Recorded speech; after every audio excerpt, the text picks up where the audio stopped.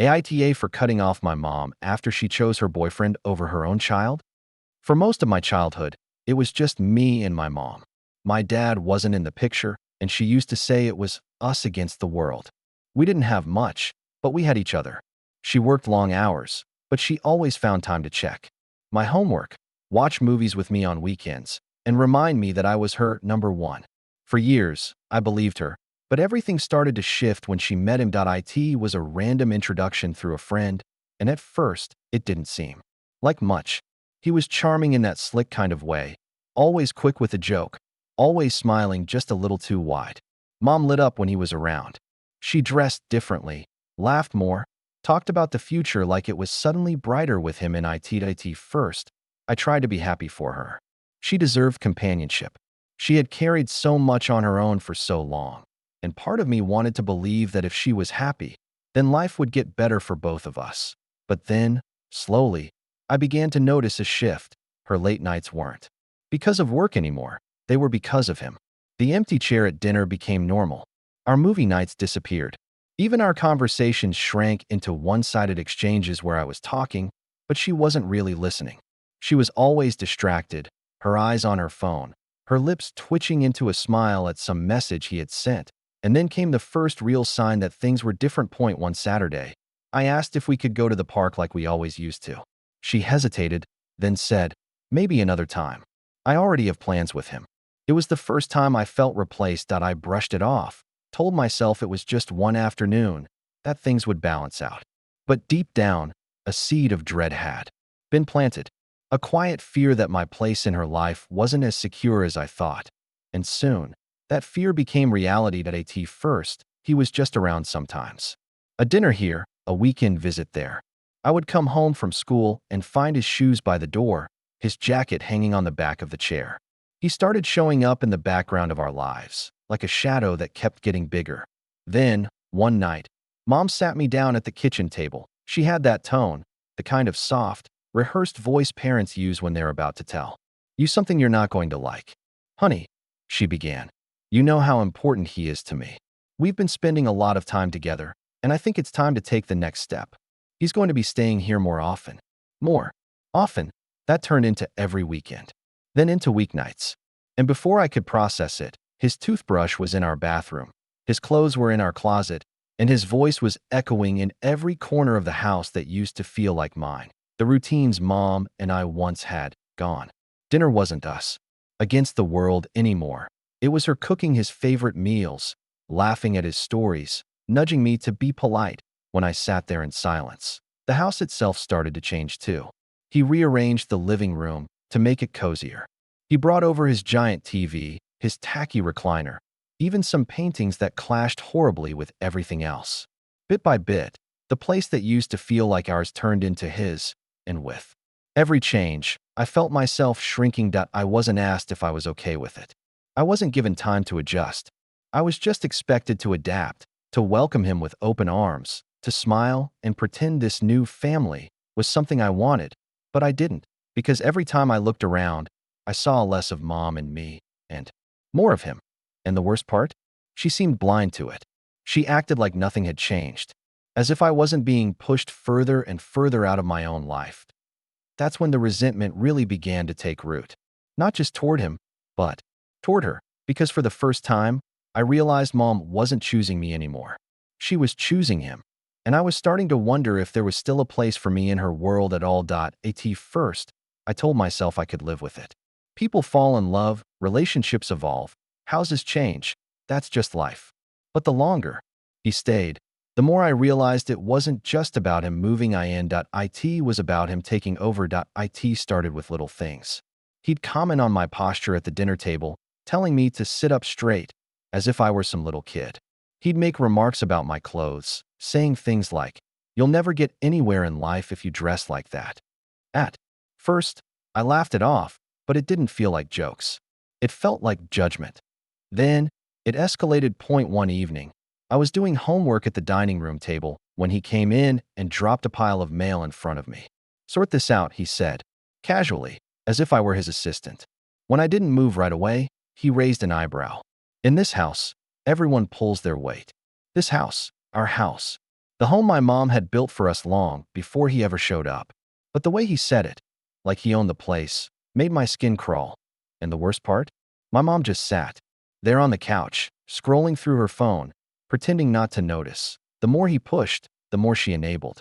When I snapped back one night after he criticized me for leaving dishes in the sink, she didn't defend me.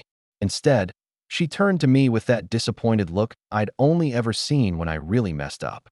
"Don't be rude," she said. "He's just trying to help." Help? By tearing me down. Soon, it wasn't just about chores or comments. He started trying to insert himself into my school life, asking about my grades, suggesting I join activities I had no interest in, even trying to lecture me about which colleges I should aim for. He acted like he had the right to shape my future, as if he'd earned the role of parent overnight. But he hadn't earned anything. The breaking point came one Saturday afternoon. I was heading out to meet some friends when he stopped me at the door. "Where are you going? And with who?" I blinked at him, caught off guard. "Why do you care?" He crossed his arms. "Because this is my house too, and I don't want you running around with the wrong crowd." Before I could even respond, my mom appeared behind him. And instead of shutting him down, instead of standing up for me, she nodded. "Just answer him, honey. He's only worried about you." Worried? He didn't even know me. And yet, there they stood, united against me, like I was the intruder in my own life. That's when something inside me snapped that I wasn't just losing my mom. I was being replaced, not just by him, but by the version of me he wanted to mold. And she was letting him do it. The day of the first big fight is burned into my memory like a scar. That IT was late afternoon, one of those long, heavy evenings when the air in the house already feels thick with unspoken tension. I had just come back from school, exhausted, my backpack sliding off my shoulder as I dropped it by the stairs. I barely made it into the kitchen before I heard his voice. "You didn't take out the trash this morning." It wasn't a question. It wasn't even neutral. It was an accusation, sharp and pointed, as if I'd committed some great offense. I froze, looking at the overflowing bin. "I had an exam today. I didn't have time." He leaned back in his chair, arms crossed, a smug look on his face. "Excuses? In this house, we all do our part. You're not a guest here." Something inside me snapped. "I'm not a guest. This is my home. It's always been my home." That's when my mom walked in. She had that tired smile she used whenever she wanted to smooth things over. "What's going on?" Before I could answer, he jumped in. "Your kid thinks chores are optional. She thinks she's above responsibility." I whipped around to face her, my voice rising. "That's not true. He's treating me like I'm some stranger. He acts like this house belongs to him, like I don't even matter anymore." For a moment, silence. My heart pounded, waiting for her to defend me, to tell him to back off, to remind him that I was her child. But instead, she sighed. "Honey, he's right. You need to respect the house rules. He's part of this family now." Those words hit harder than anything he could have said. "Part of this family now." My voice cracked as I fired back. "So what am I then? Because ever since he showed up, it feels like I'm nothing. You don't listen to me anymore. You don't care about me anymore. Everything is about him." Her face hardened, and I could see the anger building. "Don't be dramatic. You're jealous because my life doesn't revolve around you anymore." Jealous. The word echoed in my head like an insult, like a dismissal of everything I was feeling. I wasn't jealous. I was abandoned. Tears burned in my eyes, but I refused to let them fall. "I'm not jealous. I just want my mom back." Her expression didn't soften. If anything, it grew colder. "You need to grow up. This isn't just about you anymore." And just like that, the fight was over, not because we resolved anything, but because I realized the truth. She wasn't on my side. Not anymore. And in that moment, standing in the kitchen where we once laughed together, where she used to call me her number one, I felt the last piece of our bond crack, because she hadn't just chosen him for companionship. She had chosen him over me. After that fight, something between us broke completely. Before, even in the middle of arguments, there had always been an invisible thread tying us together. The history, the late-night talks, the silly traditions only we understood. But now, the thread felt severed. And once it was gone, the silence became unbearable. My mom stopped checking in on me. She didn't ask about my day, didn't ask how school was going, didn't even notice when I skipped dinner to hide out in my room. If she did, she didn't show it. Instead, Her attention was glued to him. They cooked together now, laughing at private jokes while I listened from the staircase. They went grocery shopping like some perfect couple, leaving me at home without a second thought. On weekends, instead of our movie nights or family outings, they disappeared together, returning late with shopping bags and smiles. And me? I became the ghost in my own house that I started keeping odd hours just to avoid them. Leaving early for school, staying out late at the library or at a friend's place, tiptoeing upstairs when I heard their voices in the living room. It was easier to vanish than to sit there and feel invisible. But even in my absence, the changes kept coming. My bedroom, once filled with posters and photos, now felt like neutral territory. One day, I came home to find boxes stacked in the hallway. He had moved some of his things into the storage closet next to my room.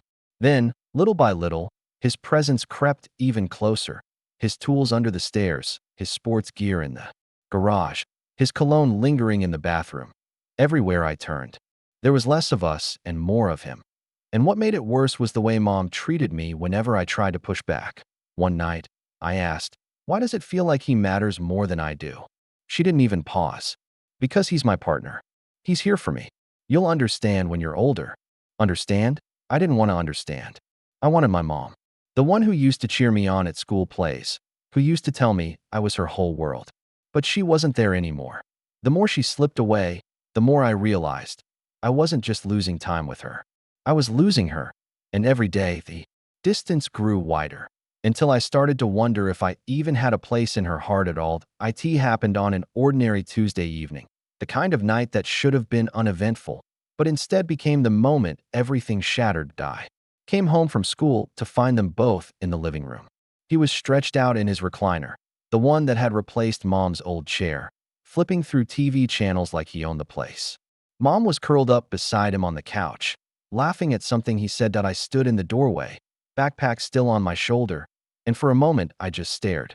It hit me then how completely the dynamic had shifted. This wasn't my home anymore. It was their home, and I was just an extra. "Hey," Mom said casually, glancing up. "Did you finish your project for school?" I swallowed hard. "Yeah." My voice was flat, tired. Then, before I could stop myself, the words tumbled out. "Do you even care anymore?" The room went still. He muted the TV, eyebrows raised. "What's that supposed to mean?" I ignored him. My eyes were locked on hers. "You used to be there for me. You used to actually notice me. Now it's like I don't exist unless I've done something wrong. Do you even see me anymore, Mom?" Her face tightened. She opened her mouth, but he spoke first. "Don't talk to your mother like that. That did it. You don't get to tell me how to talk to my mom. You're not my dad. You're not even family. You're just some guy who showed up and took her away from me." His expression darkened, but I didn't care. My chest was heaving, my hands trembling, the words spilling out like they'd been trapped for months. "You replaced me with him, Mom. I don't matter to you anymore, do I?" For a second, I thought maybe she would finally see me, that she would push him aside, reach for me, tell me I was wrong. But she didn't. Instead, she sighed, tired and annoyed, like I was being unreasonable. "Honey, you're overreacting. He hasn't replaced you. You're just not used to sharing me." Sharing me, the phrase cut like glass. I wasn't supposed to share her. She was my mother, the one person in the world I thought would always choose me. Tears blurred my vision, but I forced the words out. "I don't want to share you. I want my mom back. But I guess she's gone." And then I turned and ran up the stairs, slamming my bedroom door so hard the frame rattled. In the silence that followed, I pressed my face into my pillow, heart breaking in a way I couldn't put into words. Because deep down, I knew the truth. She had made her choice, and it wasn't me.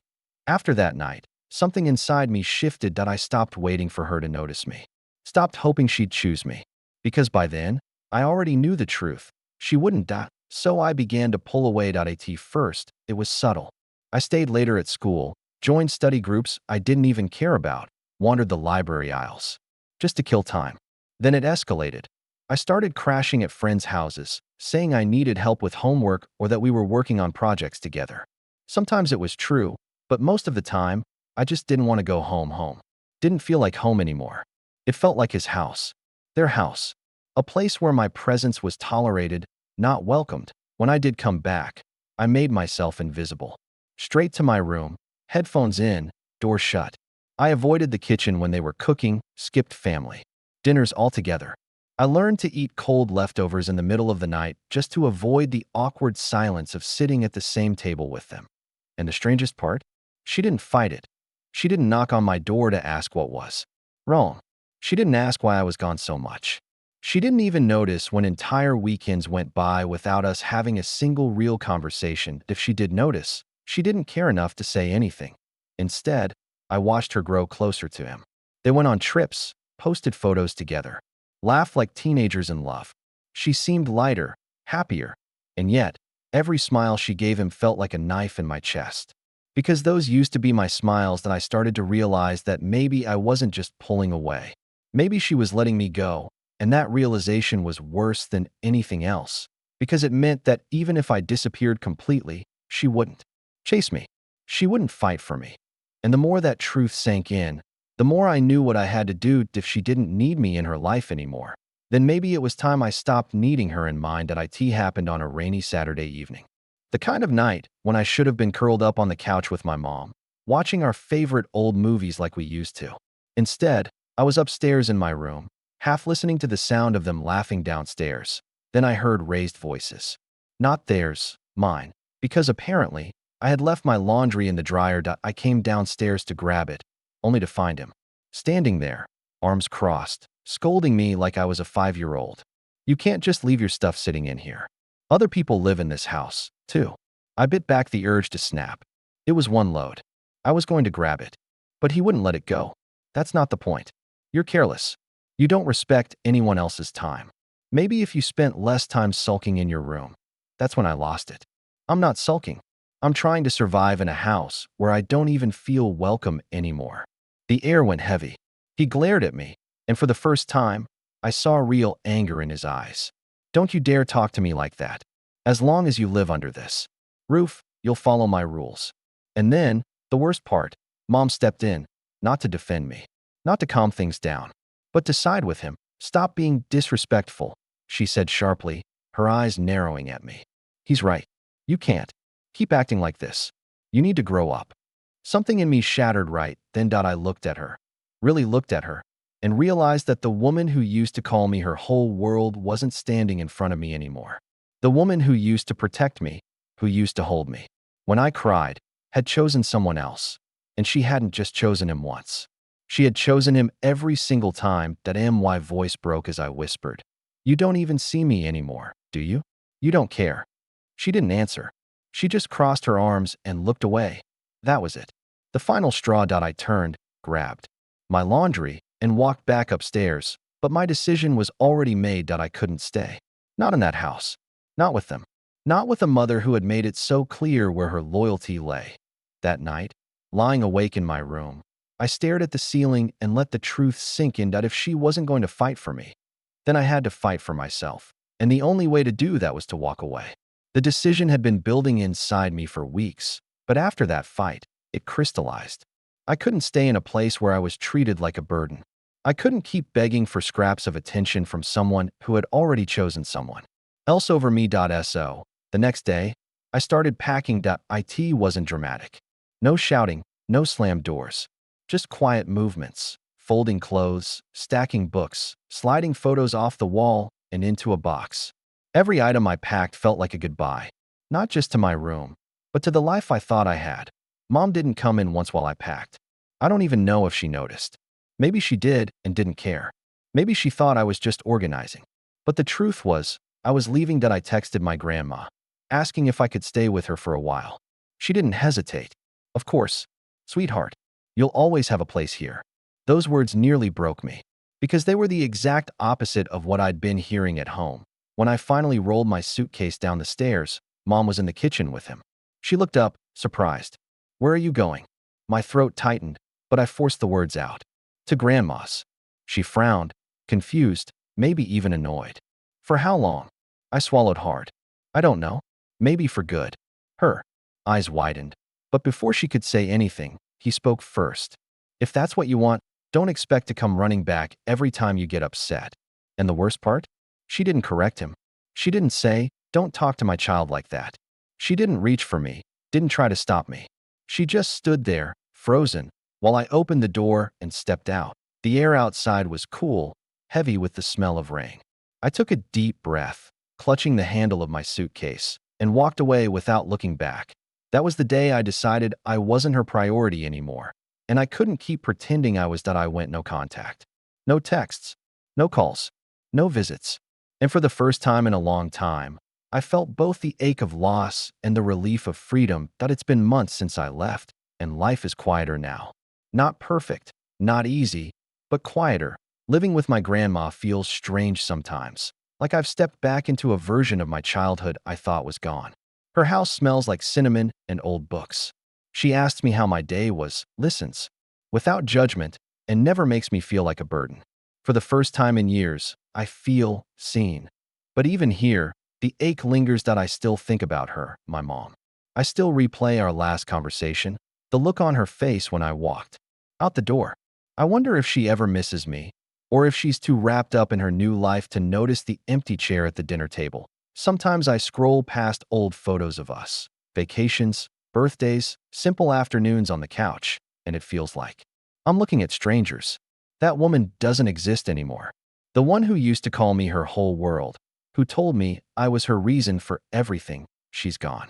Or maybe she's still there, buried under choices I'll never understand. That I can't lie.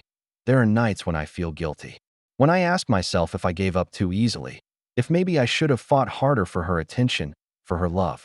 But then I remember the look in her eyes when she sided with him, the silence when I begged for her to see me, the way she let me walk away without lifting a hand to stop me. And I realize I didn't leave her. She left me. She made her choice long before I made mine. Now, I'm learning to build a life without her, to stop waiting for calls that never come, to stop aching for a love that isn't there.